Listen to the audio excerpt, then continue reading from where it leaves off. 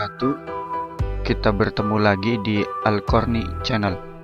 Untuk kali ini kita akan membahas tentang sel, struktur dan fungsinya. Ilmuwan yang pertama kali menemukan sel adalah Robert Hooke, seorang ilmuwan berkebangsaan Inggris pada tahun 1665, mengamati sayatan gabus dari batang tanaman Quercus suber dengan menggunakan mikroskop. Hasil temuannya, ia menemukan adanya ruang-ruang kosong yang dibatasi oleh dinding tebal. Ia menyebutnya ruangan kosong tersebut dengan istilah selule, yang artinya sel. Sel merupakan unit kehidupan terkecil yang menyusun suatu tubuh organisme. Semua sel memiliki 3 bagian utama apapun jenis selnya. Yang pertama yaitu membran sel atau yang sering disebut juga membran plasma. Merupakan bagian sel yang membatasi sitoplasma dan tersusun secara berlapis-lapis sehingga memisahkan bagian dalam sel dengan lingkungannya. Yang kedua yaitu sitoplasma. Merupakan cairan yang bentuknya lebih mirip dengan jeli. Yang ketiga yaitu inti sel atau nukleus yang merupakan tempat tersimpannya materi genetika berupa DNA. Ada 2 kategori sel, yaitu sel eukariotik dan sel prokariotik. Sel eukariotik yaitu sel yang memiliki inti sel dan organel-organel lainnya, seperti sel yang menyusun organisme, tumbuhan, dan hewan.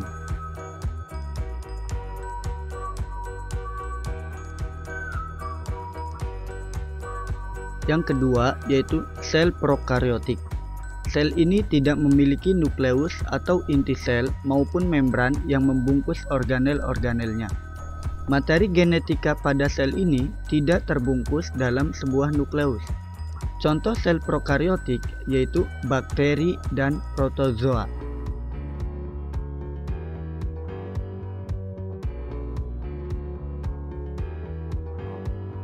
Jadi, apa yang disebut dengan organel? Organel adalah bagian khusus yang memiliki fungsinya masing-masing.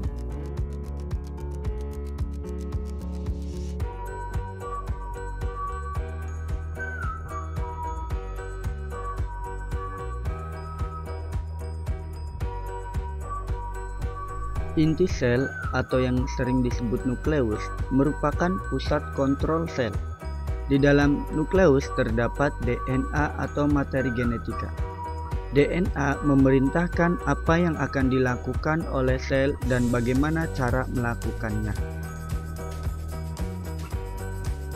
Kromatin adalah bentuk kusut dari DNA yang tersebar dalam membran nukleat. Ketika sebuah sel siap untuk membelah, DNA memadat menjadi struktur yang disebut dengan kromosom. Nukleus juga mengandung nukleolus atau anak inti yang merupakan tempat dibuatnya ribosom. Setelah ribosom meninggalkan nukleus, ribosom memiliki tugas untuk mensintesis atau membuat protein.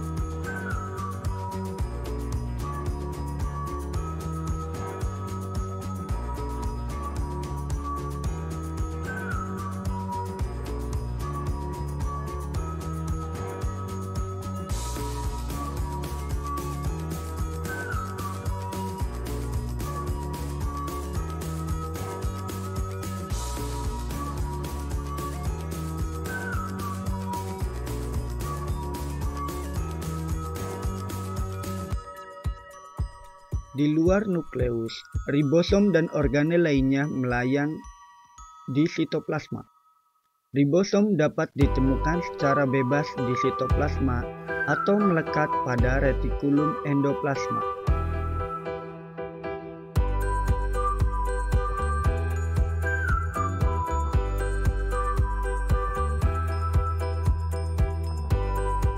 Ada 2 jenis retikulum endoplasma, yaitu retikulum endoplasma kasar yang ditempeli oleh ribosom dan retikulum endoplasma halus yang tidak ditempeli oleh ribosom. Retikulum endoplasma adalah membran yang berbentuk seperti jala yang berfungsi untuk mengangkut materi seperti protein yang disintesis di ribosom.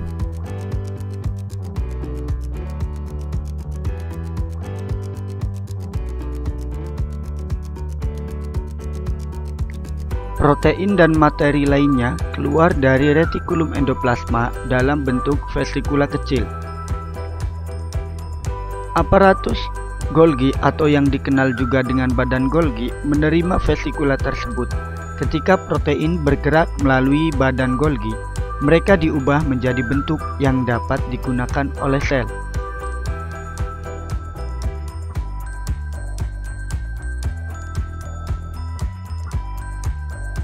Badan Golgi melakukannya dengan cara melipat protein menjadi bentuk yang dapat digunakan atau menambahkannya dengan material lain seperti lemak atau karbohidrat. Organel berikutnya yaitu vakuola. Vakuola adalah struktur seperti kantung yang menyimpan bahan tertentu. Pada tumbuhan, vakuola tengah berfungsi untuk menyimpan air. Sedangkan pada sel hewan, kalian akan menemukan organel yang disebut lisosom. Lisosom berfungsi untuk mengumpulkan sampah dengan cara mengumpulkan bagian-bagian sel lain yang rusak. Mitokondria merupakan organel penghasil energi untuk sel hewan dan sel tumbuhan. Selama berlangsungnya proses yang disebut dengan proses respirasi seluler molekuler, mitokondria membuat molekul ATP yang menyediakan energi untuk semua aktivitas sel.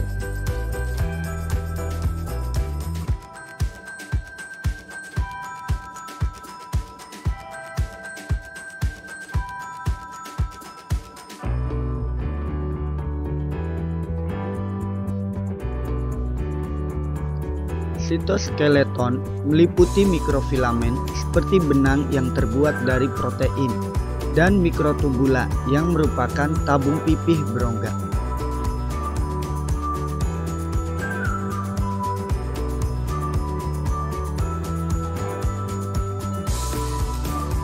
Beberapa organisme seperti tumbuhan yang fotoautotrof atau menghasilkan makanan dengan bantuan cahaya memiliki organel yang disebut kloroplas.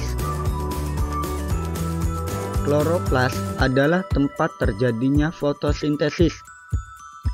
Kloroplas berwarna hijau karena memiliki pigmen hijau yang disebut klorofil.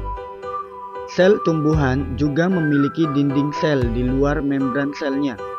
Dinding sel memberi kekuatan dan melindungi sel tumbuhan. Sedangkan sel hewan tidak memiliki dinding sel tersebut.